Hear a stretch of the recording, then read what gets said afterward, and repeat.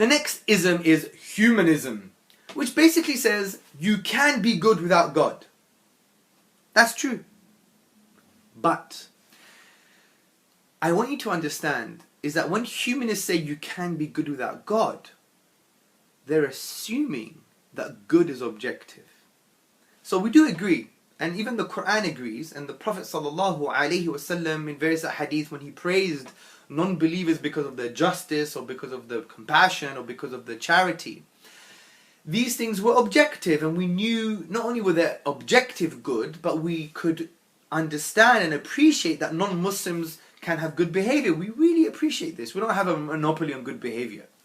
But humanists say you don't need God to be good, which is true in a sense of, do you need God to tell you what good is? Some good. No, because some of them are based on our nature, which the Quran and the Sunnah agree with. But they're assuming that good is objective. For example, killing a 5-year-old, an innocent 5-year-old, is objectively morally wrong. They would agree that. They're not saying it's subject to their own opinions, to their own minds, or to their own feelings. They would even say, even if the whole world were to come together and say it's okay to kill a 5-year-old, they would still say no, it's still objectively wrong. That position, brothers and sisters, requires God's existence. So humanism fails because they want to deny God and say you can live a good life without God, which may be true. But if you believe and you have that conviction, that sense of ought, that we know something ought to be, that itself requires God. So it's a self-defeating worldview. You can be good without God. Well, maybe, but you can't have good without God. And that's the point.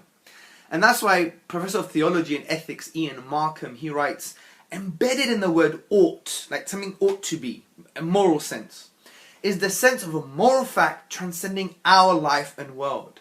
The underlying character of moral language implies something universal and external.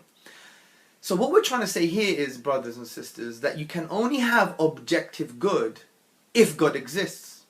So you may be good without believing in God, like you may have some good behavior, and you may, for example, find what good is without God, but you can never have good without God. You can never have good in an objective sense. And the humanists and humanism assumes that good is objective. If it's objective, then it means God must exist. Now why? Because God is the only idea, the only concept that transcends our subjectivity. Because we all differ. Because we all have our own sense of personal kind of opinions, whether it's based on feeling or based on our own subjective internal brain experience. And this is why Professor Ian Markham, he says, God explains the mysterious ought pressing down our lives. And God explains the universal nature of the moral claim as God is outside of the world. And God the Creator can both be external and make universal commands. So in a way, God is the only kind of objective reference point. He transcends human ikhtilaf, human differences. So from this perspective, brothers and sisters, God is the only basis, the only foundation to ensure that morals are objective. And if you don't have God, what's left? Well, some people claim you have biology and you have social consensus or social pressure. And they say, therefore, you can have objective morals. No, you can't. Because let's take biology first as an example. Look what Charles Darwin said in the 19th century. He gave a very interesting example. And he said, if men, human beings, were reared under precisely the same conditions as the hive bees, there can hardly be a doubt that our unmarried females would, like the worker bees, think it a sacred duty to kill their brothers, and mothers would strive to kill their fertile daughters, and no one would think of interfering. That's if we were reared just like the hive bees. Now you could even think, well, if we were reared according to the same biological conditions as the nurse shark, well, therefore we would think it's okay to rape women, because the nurse shark wrestles and basically shoves its mate, which is tantamount to rape. It is no wonder Bentham, he basically said that human rights from a Darwinian perspective is nonsense on stilts. It's just elevated nonsense. Because it's true. Because biology renders morals meaningless. It's just a reaction. It's just a response to certain conditions. And they don't have any ultimate objective meaning. Like morals have evolved like our unwanted hair, nose hair, or our teeth. And that's why philosopher of science Michael Rules, he explains this well. And he says, morality is a biological adaptation no less than our hands, feet and teeth. Considered as a rationally justifiable set of claims about an objective something, ethics or morals is illusory. I appreciate that when somebody says love thy neighbor as thyself, they think they're referring above and beyond themselves. Nevertheless, such references truly without foundation. Morality is just an aid to survival and reproduction. Now, some people claim, what about natural selection? Natural selection formulates the basis for objective morals. No, it doesn't.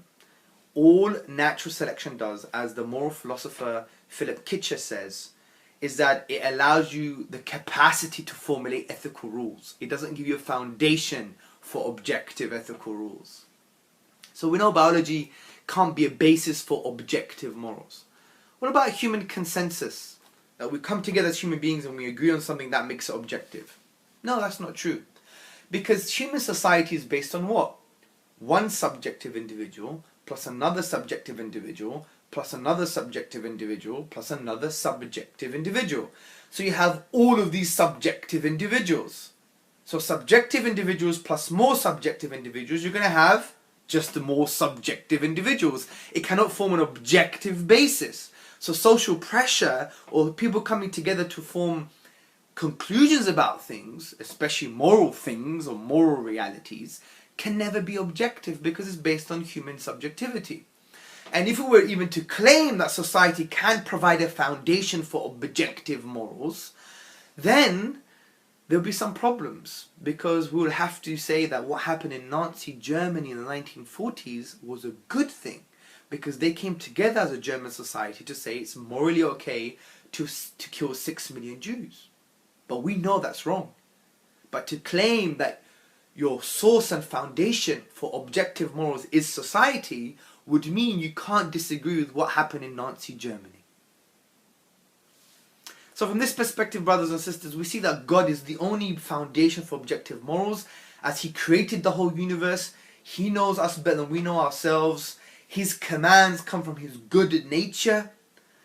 And therefore what He commands is good because He is good, and He defines what good is.